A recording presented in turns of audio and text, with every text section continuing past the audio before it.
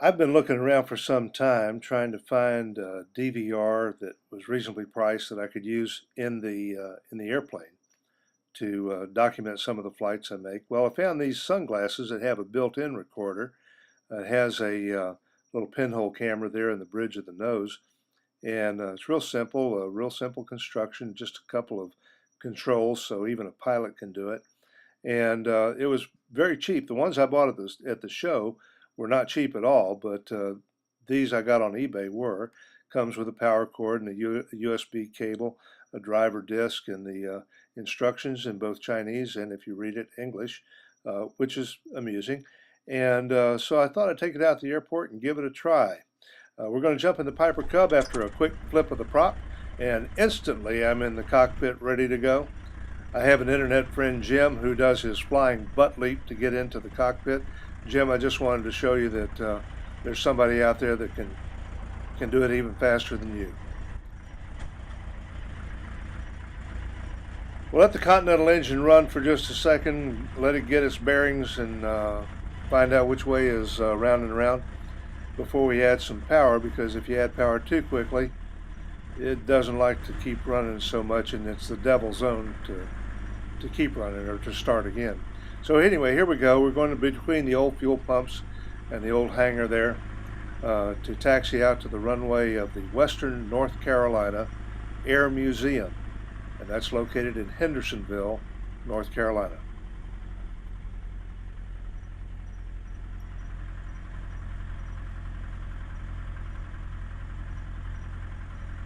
Serial number 7008 rolled off the factory floor in June of 1941, and my internet friend Bob out on the West Coast, it originally came with a red stripe instead of a black stripe.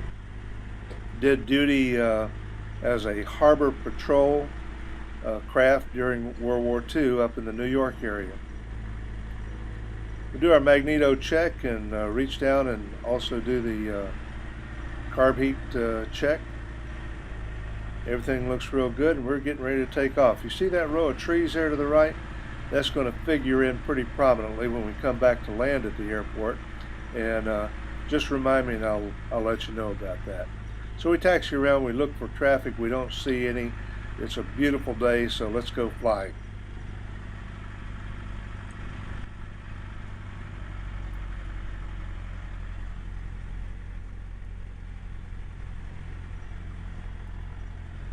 These HD cameras, and this is an HD camera, has kind of an interesting characteristic. It strobes the propeller and makes the propeller look kind of funny. But we add the power, go trundling along down the runway. Pretty soon it's going to get nice and smooth, and we will go flying. There we go. There's an airplane waiting for us. It's going to disappear below the left side of the left corner there. He's going to taxi back and take off in just a minute.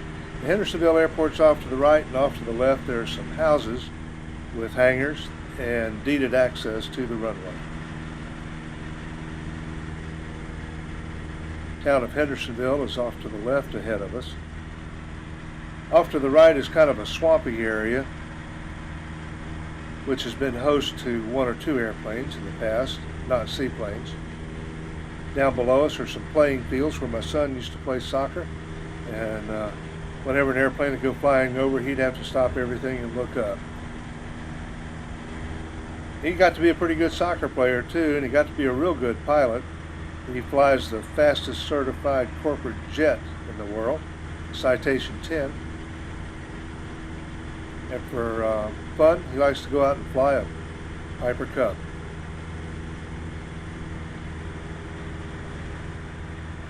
Well, that airplane that was waiting for us to take off was taxiing back on the museum runway down there.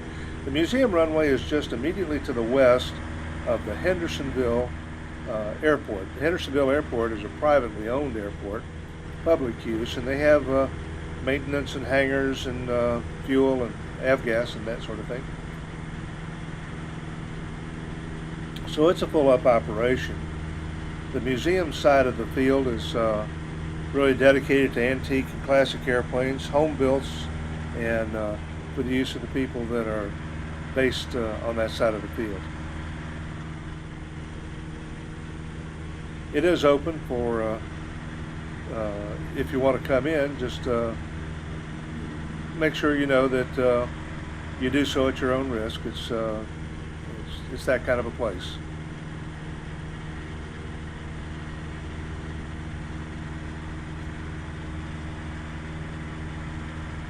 Flying to the northeast now, we departed the airport from overhead and going to the northeast. That's Sugarloaf Mountain off to the right there.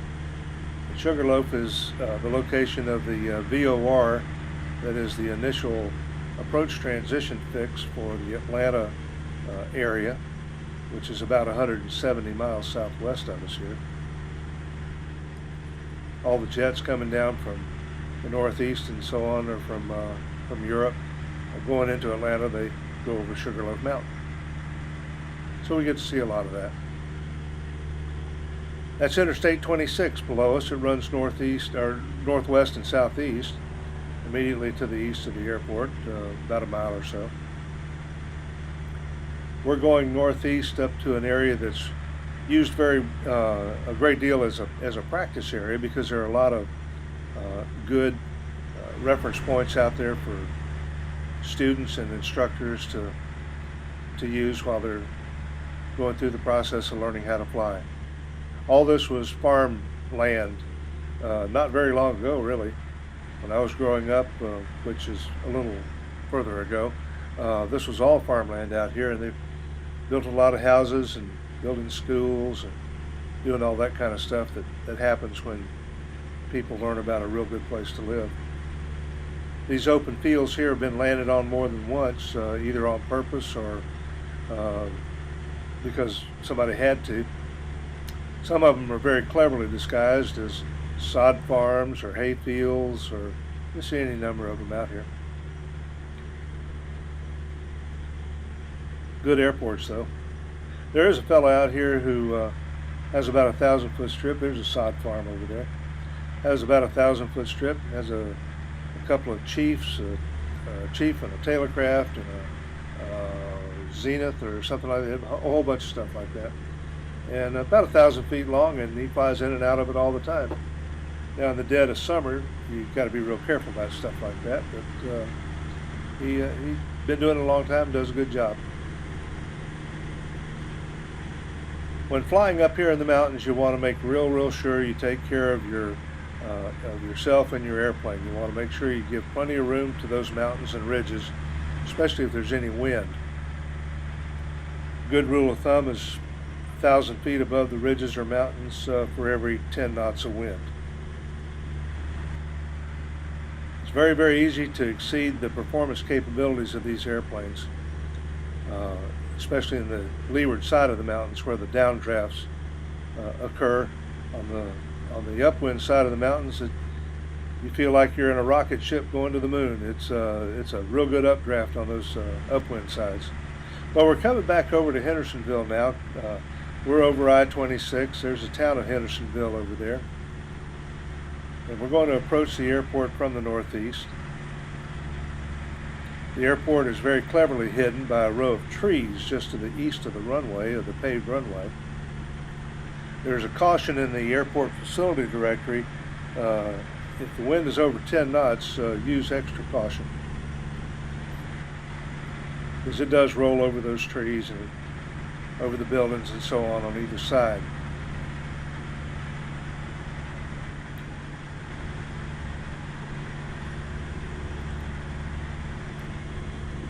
You can pick out the paved runway really easily. There's a little road on the north side of it that you can see pretty clearly, and a road along the south side as well. And there's the Hendersonville Airport to the left, the museum airfield to the right, just to the right of that drainage ditch there. All the traffic patterns in Hendersonville are to the left for both runways 15 and 33.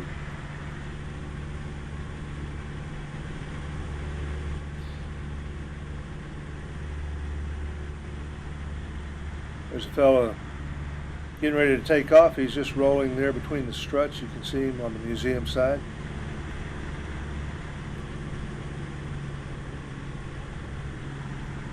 The prop is beginning to strobe a little bit differently as I reduce the power, apply carburetor heat.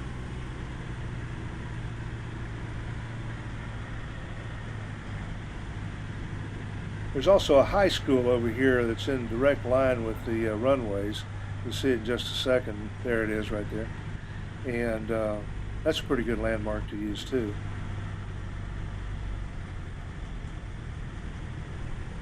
We're turning our base leg now to the museum runway.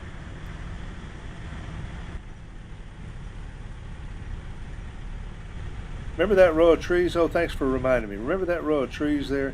Well, there's a row of trees that's it's got a cut in the middle of it. Those are just pear trees on somebody's place. But there on the other side of them, there's that row of trees that's parallel to the runway. And right at the end of the runway, some pretty tall trees as well that just don't have leaves on them. I like to approach the runway 33 from over those hangars or the drainage ditch, parallel those trees to the left there, and then side slip over very nicely to land on the museum runway.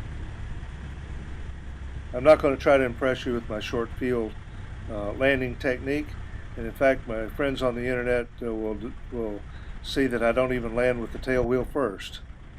Ka-chunk, ka-chunk, ka-chunk. Main thing was to try out these DVR sunglasses. I wanted to try those out.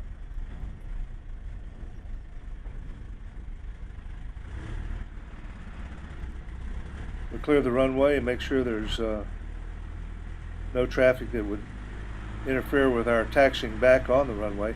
This whole area is in a floodplain, and so all those drainage ditches are pretty important. See some standing water there. Let's hope that come May the 12th we don't have any standing water. By the way, May the 12th this year, 2012, we're going to have Heavenly Hog Barbecue, burgers, dogs, belly washers, all that kind of good stuff. We're taxiing up. I taxi between the fuel pumps and the, oh, there's my friend QP, hey, and his nephew waves too, so we wave at him. I'm going to come up here in front of my hangar with the semi-open doors, reach up and flip those switches, and we have completed another wonderful flight in the J3 Cub. Okay. Yeah, the sunglasses come with a microphone too, so you grunt and you groan, you get to hear all that stuff. That last sound is the fuel float banging around in the fuel tank. Come on up and see us May the 12th, have some barbecue.